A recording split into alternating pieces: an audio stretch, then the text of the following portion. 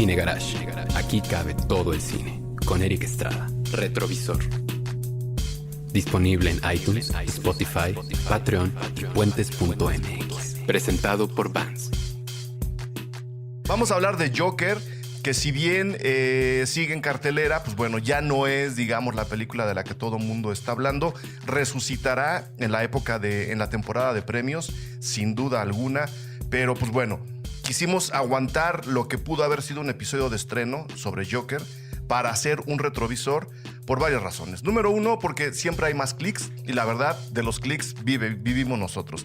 Y número dos, porque habiéndola visto más gente en el cine, en su pirateca favorita, donde ustedes quieran, pues podemos soltar todo tipo de estropeos sin necesidad de estarnos cuidando, guardando y decir, la primera mitad va a ser sin, la segunda mitad va a ser con. Entonces, mil gracias a Rafa Rufus, que está como invitado especialmente maestra de este programa. Bienvenido. Un gusto verte como siempre, Rafa. No, hombre, al contrario, como siempre, es un honor estar por aquí. Siempre es muy padre porque así como tú estás pensando en Navidad y estás pensando en que ya va a llegar el regalo dentro de algunos meses, así pienso yo, que ya en unos meses voy a estar platicando otra vez con él, porque esto siempre se agenda con tiempo. Porque justo tu agenda es muy apretada, muy comprometida. Y pues bueno, aquí siempre tendrás la puerta abierta. Y a mi derecha tengo al no menos heroico Russo, que también fue la mente maestra de este podcast. Yo la verdad no lo quería hacer, Russo. Me convenciste. Sí, pero es que era necesario, Eric. Es necesario. La gente lo clamaba y creo que tu lectura, la aportación de Rafa y en lo que yo me pueda meter va a ser importante para quien se quede con una vibra extraña de esta película, que más allá de sus cualidades como pieza de arte o pieza cinematográfica para que tengamos una opinión, pues creo que toca otros temas que Supracortical y Cine Garage en este puente especial le pueden dar buena bibliografía, de menos a muchas personas que estén buscando pues qué más investigar, qué más ver, qué más aprender sobre la salud mental, el crimen, Batman, y pues todo lo que nos enseña esta película con Joaquín Phoenix. Igual ese es buen punto para empezar, aunque Échale. un tanto alejado del espíritu Cine Garage. Échale. ¿Les gustó? ¿Sí o no? ¿Sí o no? Ok, ya así de rudos nos vamos a poner. Está bien, es Día de Muertos. Cuénteme. A mí me gustó, digo, la gente que sigue Cine Garage y los Patreons sobre todo, se enteraron desde que salí de ver la película y envié un video en el Festival de Cine de Toronto en septiembre. Yo vi la película en septiembre, en una función atiborrada en el Festival de Toronto. Y cuando digo atiborrada, quiero decir que había 2 salas proyectando la película al mismo tiempo. Es decir, éramos alrededor de 2,500 personas, porque son salas muy grandes.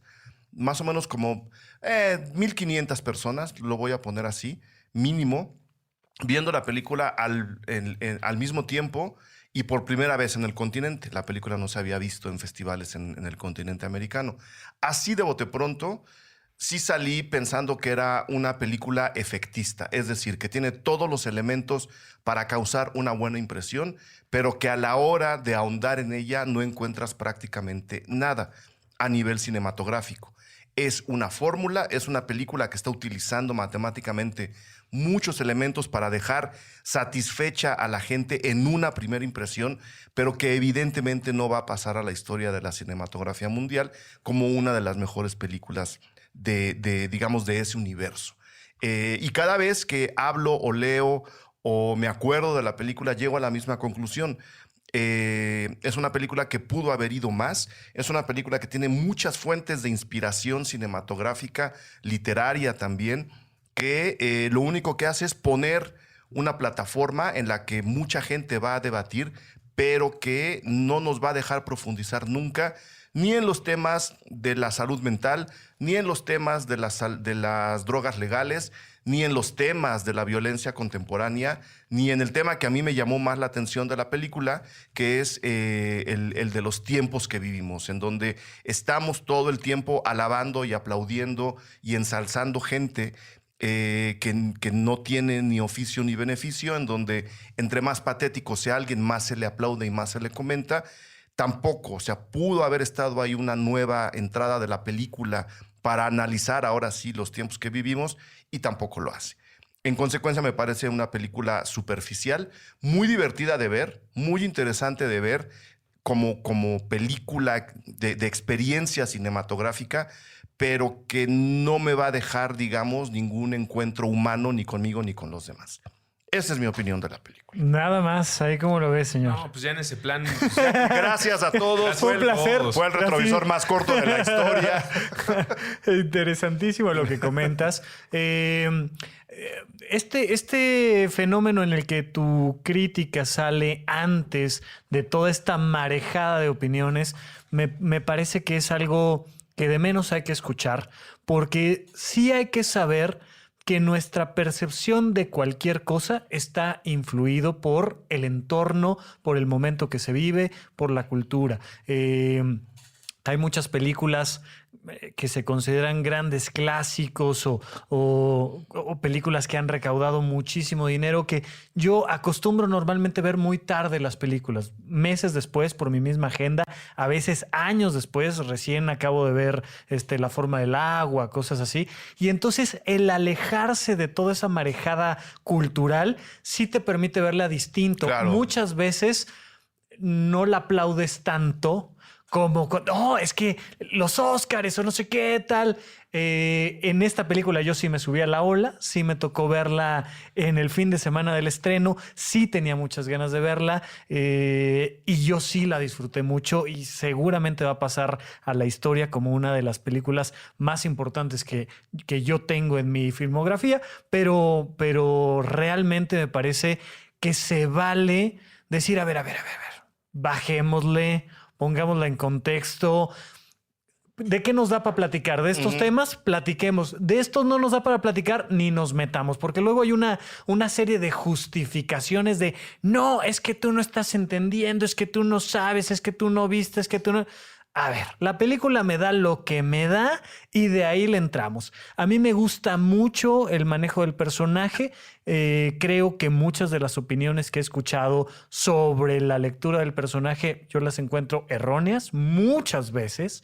Pero yo sí la disfruté mucho y sí disfruté este cosido lento del personaje hasta llegar a clímax. Estoy totalmente de acuerdo contigo en que es efectista y me gusta que sea efectista. Sí, la no, disfruté muchísimo. No a todo en ese mundo le sentido. salen las películas efectistas. No, y esta salió muy bien. Sí, o sea, sí. sabían dónde había que poner los cuchillos y los tenedores, los pusieron en su lugar y la fiesta salió muy bien. Yo la disfruté bastante y del personaje ya platicaremos en un ratito más. Ruso. Yo vengo hasta acá desde la iglesia de Batman, porque además me gusta Que está mucho. aquí en la esquina, ¿eh? No crean que está tan lejos.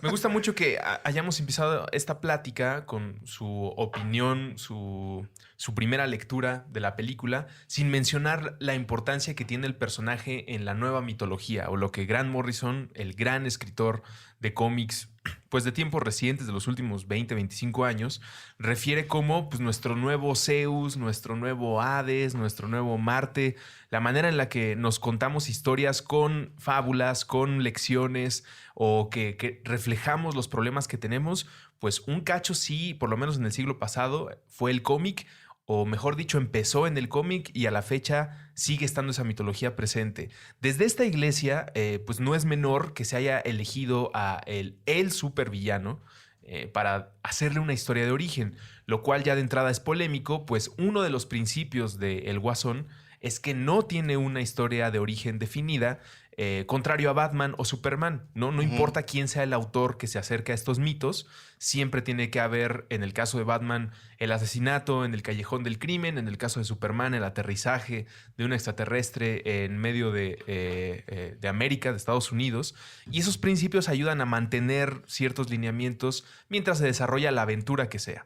En el caso del Joker, a la mayoría de las personas nos ha bastado desde la existencia del personaje con que es un psicótico, que es la parte contraria a Batman o a quien a Batman tiene que vencer o quien le pone las mayores trabas. Llegando desde esta religión, desde este templo de Batman, desde seguir esta mitología, responde esta película a muchas preguntas que nadie hizo, pero que no desencantan.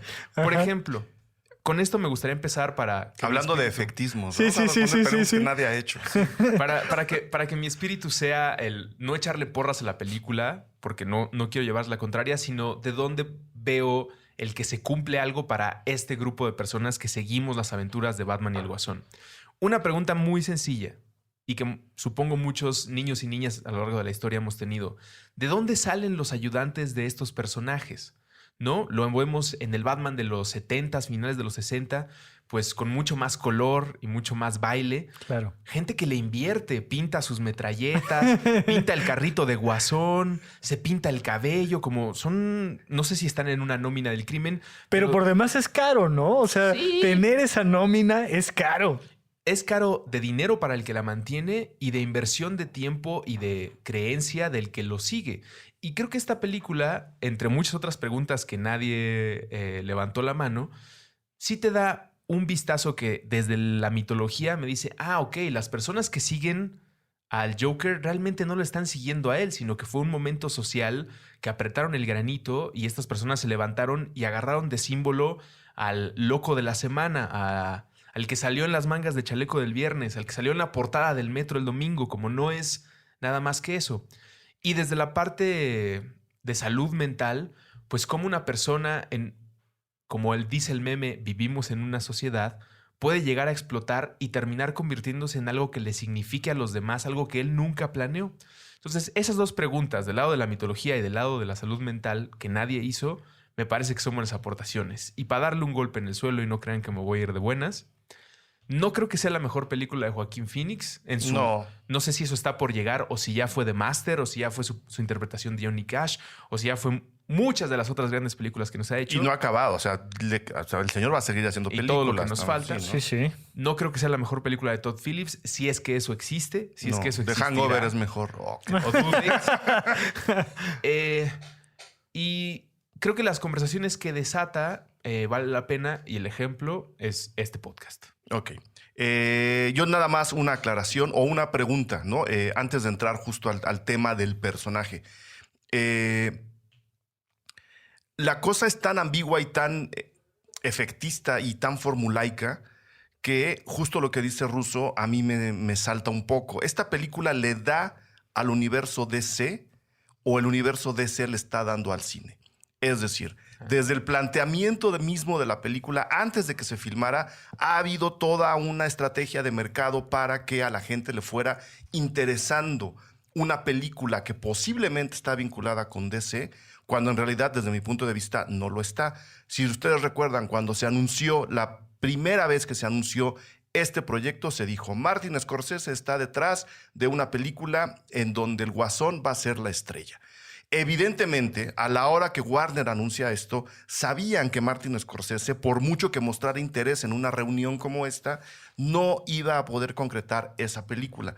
Por agenda, por interés real, por lo que ustedes quieran. Pero si tú le ofreces algo a Martin Scorsese, lo más que puede pasar es que te va a decir, sí, señor, cómo no, con mucho gusto, porque en 2 meses su agente le va a decir, oye, ya no vas a hacer eso, vas a hacer The Irishman. Entonces, lo que está haciendo Warner desde ese momento es empezar a construir una idea de seriedad detrás de una película que en realidad no la tenía, que era la historia del Joker. ¿Qué estoy queriendo decir? Que toda la pregunta que formuló Russo sobre la mitología, en realidad, para efectos de esta película, no existe. Para mí la película no está vinculada con DC.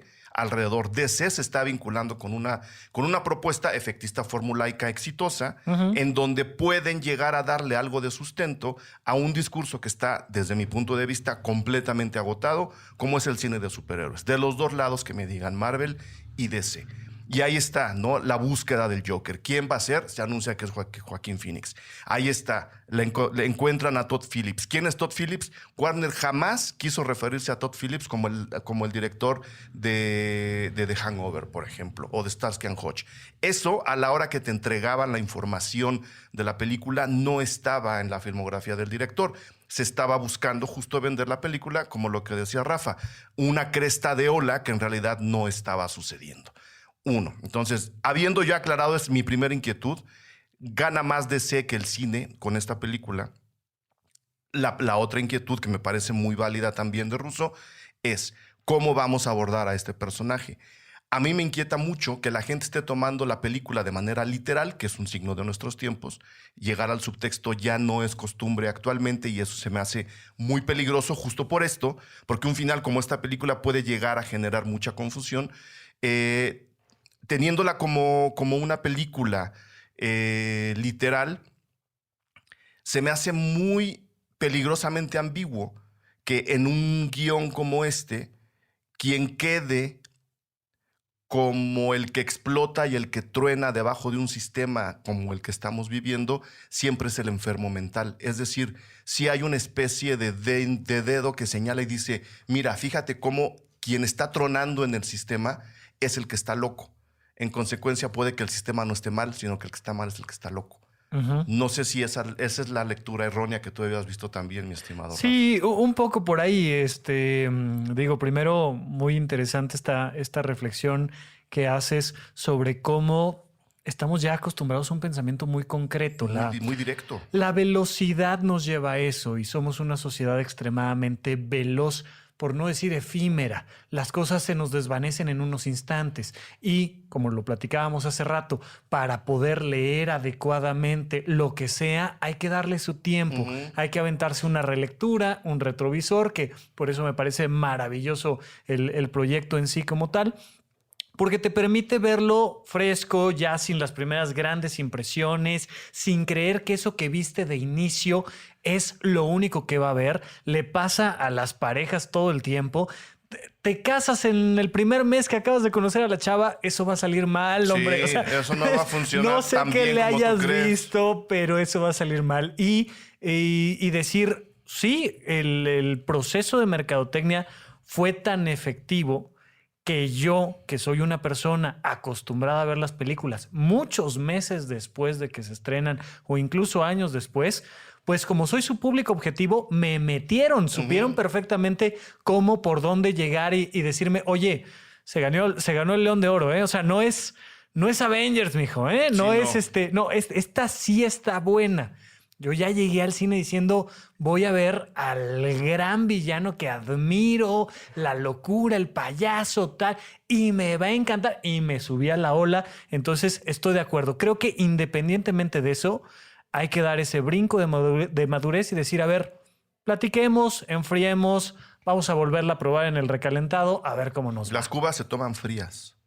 Sobre la ambigüedad y la enfermedad mental o el viaje que tiene este personaje que para Joker se llama Arthur. Yo creo que es con toda intención ambiguo y busca una sensación de inconformidad, como de que escuchaste un mal chiste. Creo que la película, o por lo menos en mi lectura, lo que está tratando de hacer es hacerme sentir como cuando alguien cuenta un chiste sin ritmo o como cuando alguien cuenta un chiste con un pésimo punchline. Pero ese es el viaje de Arthur. Esta es una persona que, creo yo, lo que hace durante la película es tratar de entender cómo funciona la comedia. ¿Por qué a la gente le da risa lo que le da risa? Él se está esforzando, ¿no? Tiene sus amigos payasos, le hace caras a los niños, le sonríe a las personas más de lo que debería moviendo un letrerito porque pues, podría no esforzarse. Y está siendo expuesto a agresiones todo el tiempo de gente que lo encuentra hilarante. Los niños que le roban el letrero y lo golpean en un callejón se están riendo de él, lo hicieron porque es divertido. Y Arthur y nosotros mismos nos debemos preguntar, ¿por qué esos niños encuentran eso divertido? La gente en su grupo de payasos todo el tiempo se está burlando de la persona bajita. ¿Por qué encontramos eso divertido? Se burlan de él en la televisión, se burlan, bueno, la vida o él mismo está encontrando que su tragedia, y lo dice como parte hasta del tráiler, se vuelve una comedia y en su búsqueda por qué es lo que hace al humor, Sí. empieza a tomar estos apuntes que me parecen clave para la ambigüedad. Pues él dice, creo que una de las maneras de ser gracioso es burlarse de los demás y eso significa que yo estoy en una posición más alta, ¿no? Que yo puedo burlarme del bajito, del pobre, del que se disfraza de payaso, pero en el contexto de Ciudad Gótica se da cuenta que eso no funciona porque los ricos, los privilegiados, se están pasando todo el tiempo de vivos con los que no están privilegiados y eso no le causa gracia. Entonces creo que termina en otro tipo de la construcción del humor que es el punchline, el golpe.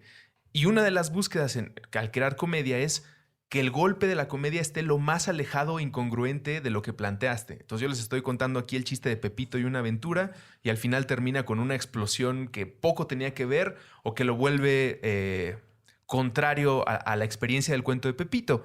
Perdóname ahí que Sí, te sí. interrumpa, quiero aportar algo que es muy importante.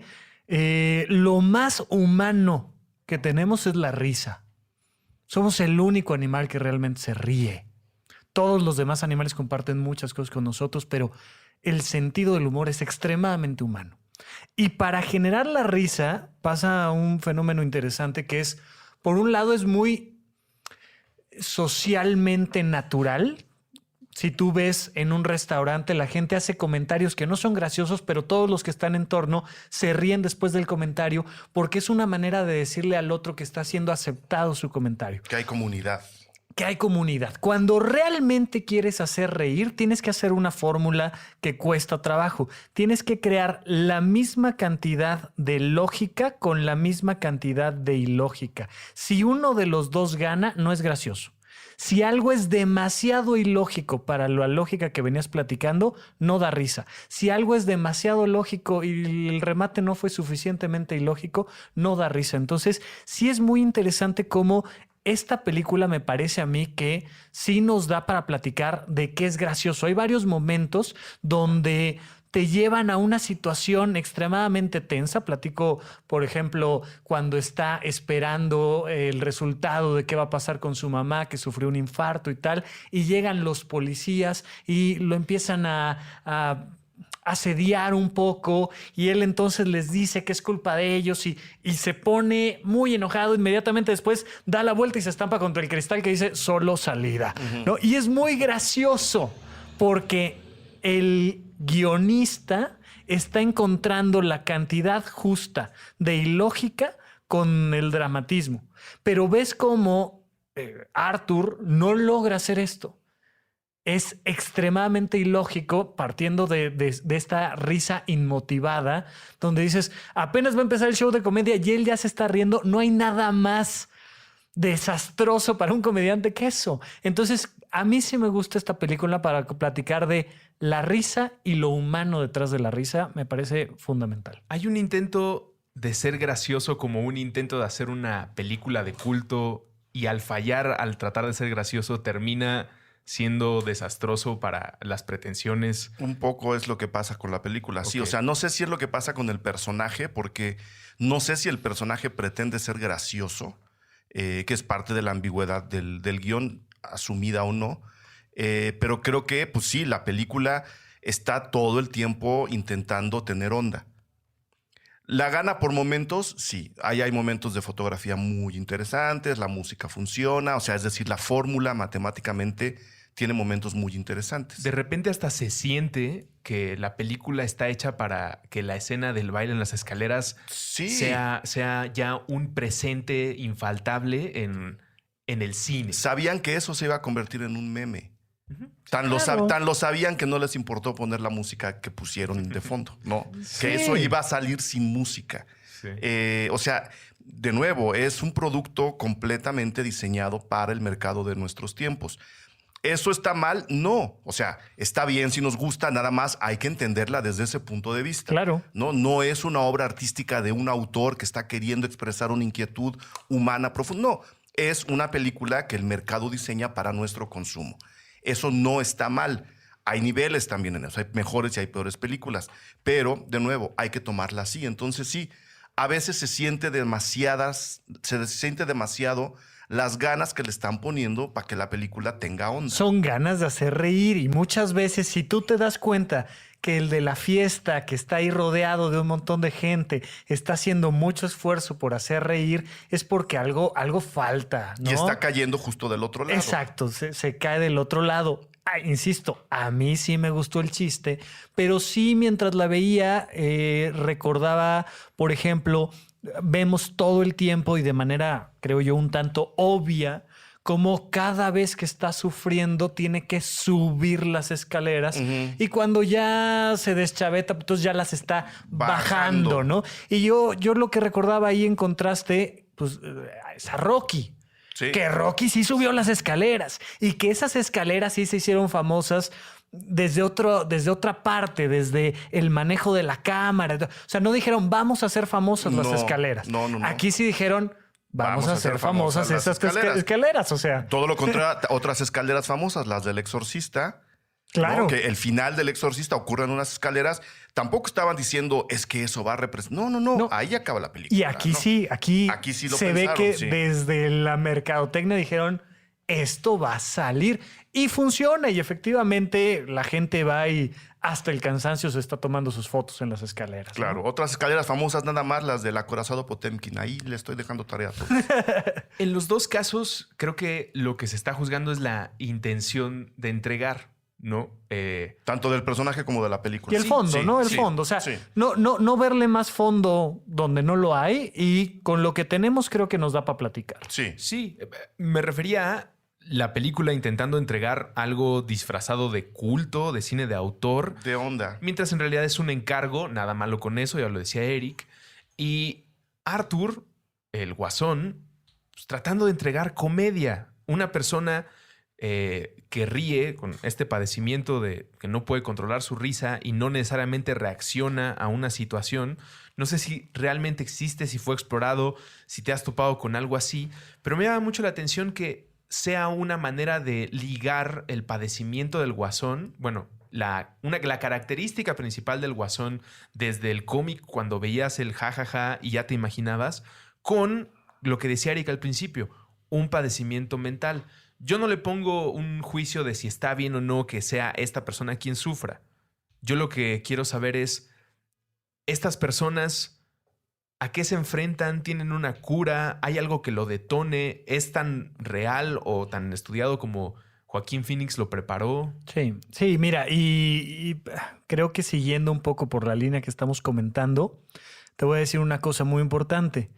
Estas crisis gelásticas, es decir, crisis convulsivas que lo hacen reír de manera descontrolada y en momentos inapropiados, no son relevantes del personaje. O sea, no importan. Si le quitas las crisis convulsivas al personaje, no pasa nada. Nos ahorran 10 minutos de película. No pasa nada. O sea, claro, lo que quieren es la foto donde entrega la tarjeta. Eso es súper importante que lo veamos. O sea, mira, soy una persona que no puede controlar su risa, pero en realidad las crisis gelásticas que tiene el personaje, si mal no recuerdo, son 2, a lo mucho son 3, porque en todas las demás risas que vemos son risas voluntarias, motivadas, controladas. Y entonces vemos cómo está riéndose y de repente se corta la risa. Entonces están burlándose de este payaso que tiene acondroplasia, que tiene una talla baja, y entonces él está enfatizando que lo que están diciendo no es gracioso, sale de la habitación y se queda callado. Estas risas incontrolables solo surgen un par de veces al principio de la película y ya no tienen mayor relevancia. No tiene nada que ver con su personalidad. No tiene nada que ver con su relación con su madre, no tiene nada que ver con su relación con su jefe, no tiene nada que ver con nada. Estas crisis gelásticas no importan. O sea, se rió una vez en el autobús y la señora dijo, ay, qué pinche raro, ya se acabó. Fíjate que yo sí las considero relevantes y en 2 ocasiones. No recuerdo si hay más, pero ya hay otra razón para volverla a ver. Una de ellas es la risa en el metro antes de que asesine a estos tipos que están primero abusando de una chica, bueno, siendo unos acosadores, unos violentos, y después contra él. Y no es relevante para él, sino para lo que yo estoy viendo en la escena. Es estos tipos, dentro de su viaje de poder, o por lo menos así lo describe el ánimo de Ciudad Gótica, los privilegiados, se le están pasando muy bien siendo ofensivos, siendo desagradables y estorbando. Sí. Y este hombre que tiene este problema se está riendo sin poderlo controlar. Es que justamente nada más ahí es donde quiero hacer la acotación. Esa no fue una risa que no pudo controlar. Estoy prácticamente seguro. La única manera de poderlo garantizar sería que en ese momento tuviéramos conectados un electroencefalograma, electrodos a su sistema nervioso y entonces ver que no hubo un desencadenante involuntario.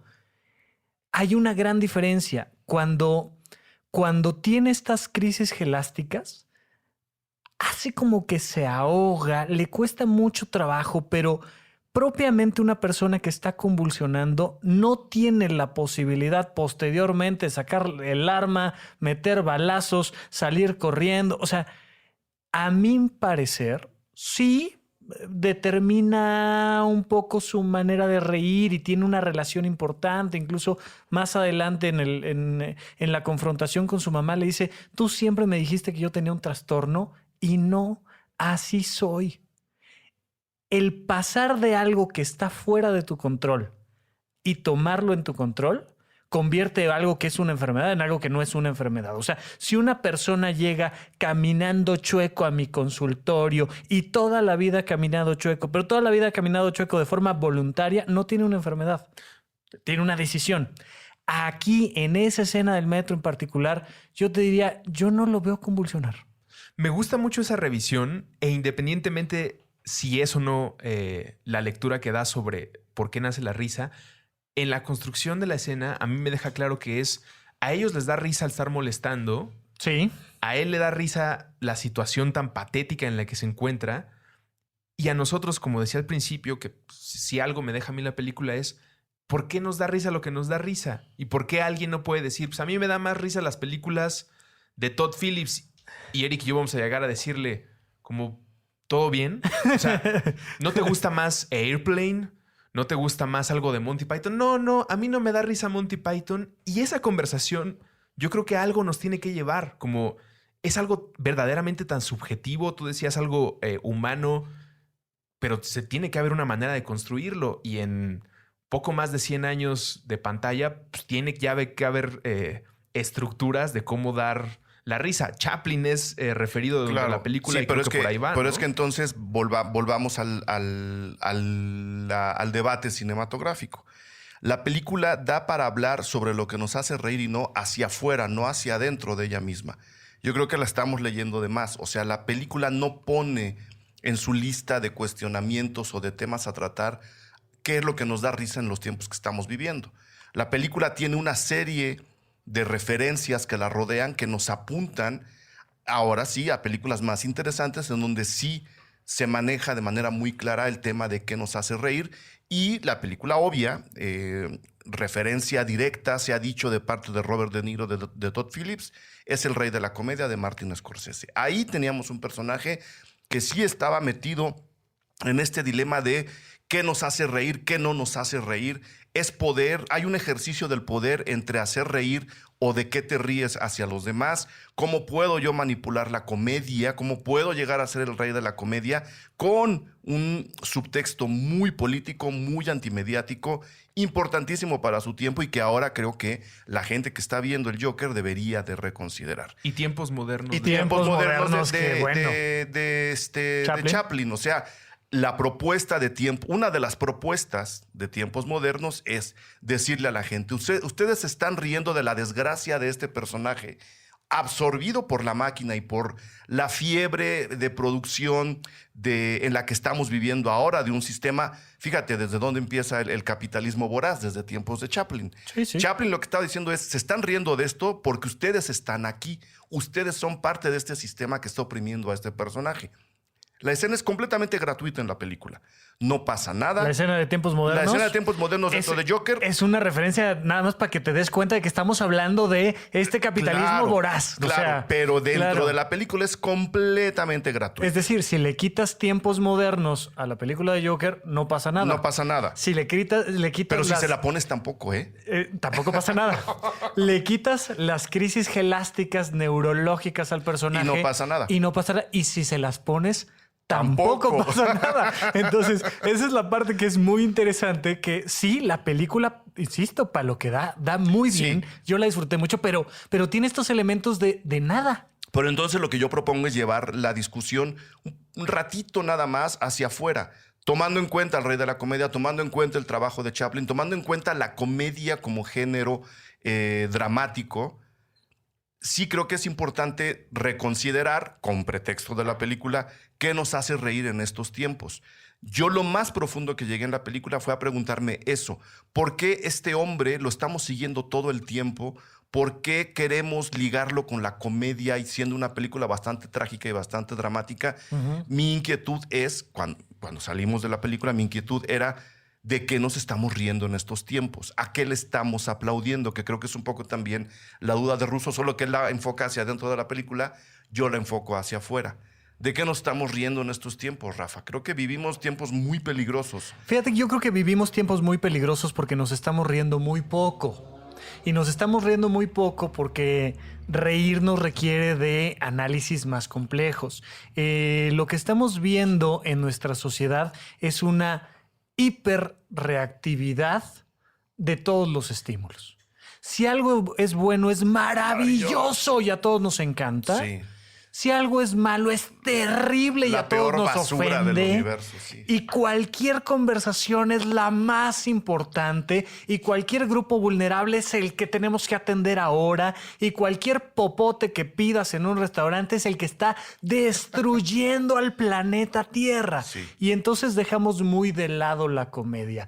Hay mecanismos de defensa psicológicos que nos permiten enfrentarnos a los conflictos de la vida diaria y de los más evolucionados, digamos, de los más funcionales, es nuestra capacidad de reír. Los más básicos es nuestra capacidad de reaccionar, de hacer esto que le llaman un acting out, que te salgan las emociones así nomás a flor de piel. Me parece que sí estamos viendo en este producto, en la película de Joker, reflejada esa necesidad social de esta hiperreactividad. Todo es importante. Entonces, creo que nos hace falta reír más. Creo que nos hace falta reír de temas más profundos y creo que nos estamos riendo muy poco. ¿De qué se está riendo la sociedad hoy en día? No sé, te lo preguntaría yo a ti que estás más en contacto con las redes. Antes de responder, dejar nada más también sobre la mesa a considerar la diferencia entre la risa por sentido del humor y la burla. Porque mucha gente también la tiene muy confundida. Que son dos cosas completamente diferentes. diferentes. Cosas completamente diferentes. Burlarse de alguien no es reírse de alguien ni con alguien. Claro, es totalmente un fenómeno distinto y lo vemos en esta escena del metro. Esta gente se está riendo porque tiene el control de la situación. Y de repente... Hay un ejercicio del poder. Están ejerciendo el poder económico, social, son el grupo privilegiado y entonces ellos están riendo y el personaje del Joker empieza a reírse y ellos leen que es una burla y entonces ya estamos en un discurso completamente diferente. Yo creo que estamos en un momento de crisis del humor. La risa más sincera que yo en este momento podría analizar a nivel medios, redes, es la risa nerviosa porque el chiste que voy a contar puede ofender a alguien. Entonces me estoy riendo porque... Desde antes de contar. No sé si lo que estoy a punto de decir, lo que estoy a punto de plantear o lo que está a punto de decir la persona que está enfrente, arriba de un escenario, a punto de hacer una rutina, va a ofender aquí a 20 personas y esto se va a convertir en un debate público. Y esa risa nerviosa creo que es la que considero más presente. Y creo que esta situación polariza y... pues nos deja una sensación, no sé si estarán de acuerdo, en la que los comediantes y las comediantes que encuentran este panorama de, órale, ya no puedo hacer ciertos chistes, decir ciertos nombres, utilizar ciertos adjetivos, sin importar cuál sea el fin, antes de llegar al punchline, alguien me va a caer encima. Ser comediante ya es deporte extremo, la verdad. Y entonces creo que los y las comediantes reaccionan diciendo, voy a hacer burla sabiendo que es burla e intencionalmente voy a incomodar. Y eso entonces genera estos dos polos que creo es en los que se está luchando actualmente. Que sale alguien como Dave Chappelle, a quien considero más un filósofo de la montaña que un comediante, y dice, ¿quiénes son los más sensibles en este momento? ¿Es la comunidad trans? Contra ellos. Voy a hacer chistes de la comunidad trans. Sabiendo lo que va a incendiar, él dice, esto es lo más importante en este momento, y con eso creo que voy a cerrar esa parte y después cierro con Batman. Cierro lo de Dave Chappelle con lo que él mismo señala de, si yo no hago estos chistes hoy en día, si yo no me burlo de estas cosas hoy, mis hijos y las futuras generaciones puede que nunca sepan la dicha de estar equivocado, del cotorreo, de lo que en México decimos el cotorreo. Nos vamos a reunir 20 personas a decir puras pendejadas, puras cosas que sabemos no son ciertas, son inapropiadas, no tienen nada que ver con la realidad y sabemos que están mal. Pero al saber que están mal y decirlo en voz alta, confirmamos lo cierto, la verdad, los valores, porque sabemos que podemos burlarnos del chaparrito del grupo. Y órale, él entra y hacemos una dinámica, hay familiaridad, lo que sea, si alguien se quiere quejar que lo haga, pero en realidad lo estamos haciendo confirmando que esto está mal. Esto no es algo que se debe hacer en otro tono, esto es porque somos amigos. Creo que eso se puede perder y hay que poner atención. Y cierro mi participación con el punchline del Guasón, que para mí es Batman. Lo que convierte al Guasón, no el Batman niño que vemos acá, donde otra vez nos enseñan el crimen de el callejón del crimen y lo que le pasa. Las perlas, o sea, pero yo no entiendo la necesidad que ya es más Era lo que te iba a decir. de las perlas. Era la necesidad de sacar la foto. O sea, A este punto hemos visto morir el mismo número de veces a Jesucristo y a los papás de Batman. Sí. De tantas veces que lo han puesto en pantalla. Y todos han resucitado. Pero eso es para mí lo que construye la relación tan especial que tienen el Guasón y Batman. El Guasón tratando de destruir un agente del caos más parecido al de Heath Ledger en la película de Christopher Nolan.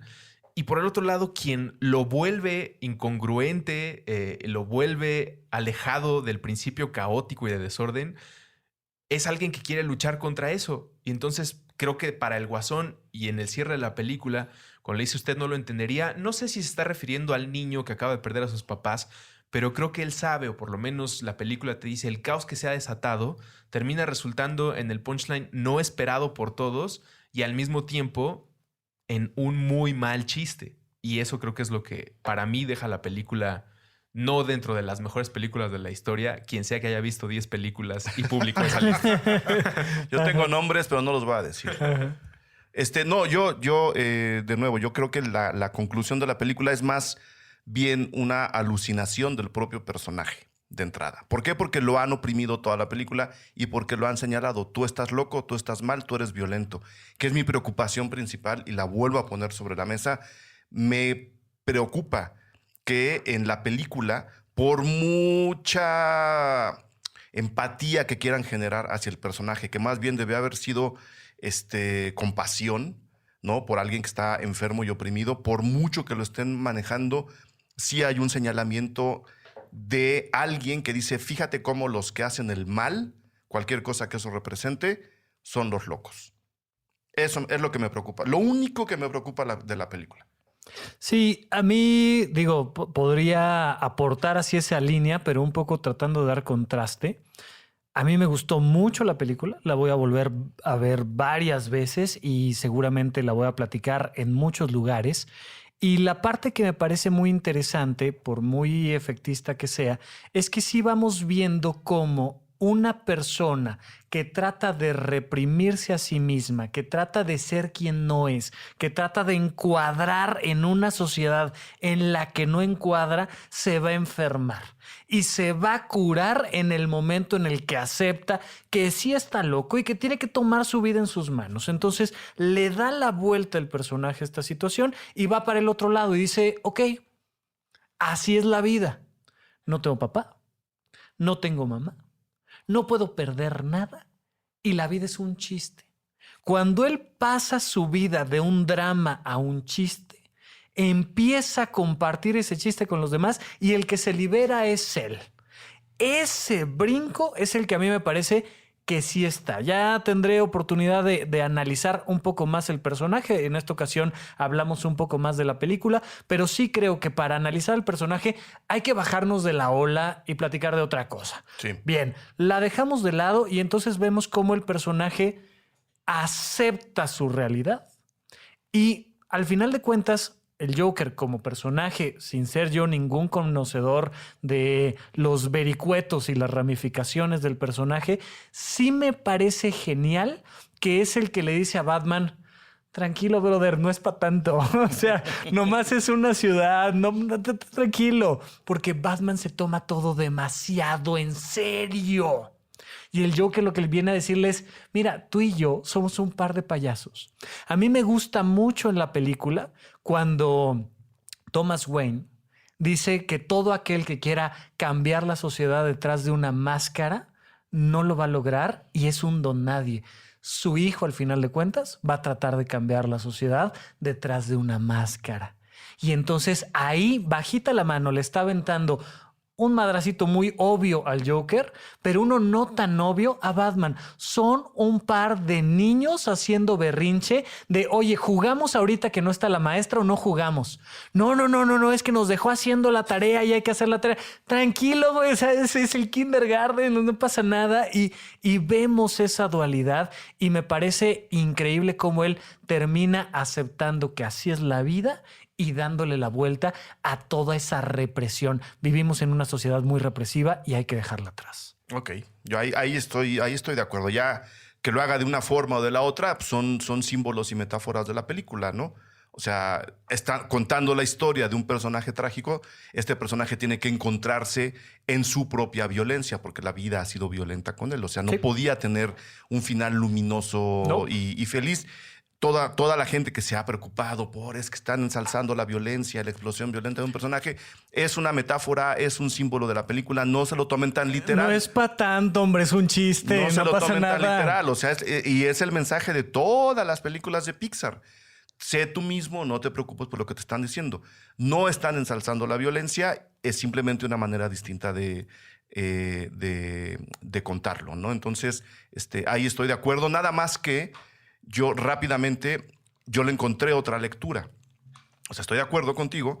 Sí se encuentra él mismo, pero ¿qué tal si ese mismo no es uno, sino dos personalidades o tres? Y él está sacando una personalidad que le permite sobrevivir ciertas situaciones y luego la oculta para poder sobrevivir y sacar otra personalidad viviendo otras situaciones. Aquí este trompo se lo voy a echar a la uña. A lo mejor no les gusta a los que están escuchando. O sea, yo vi un del Fight otro Club lado. ahí chiquito. Era lo que te iba a decir.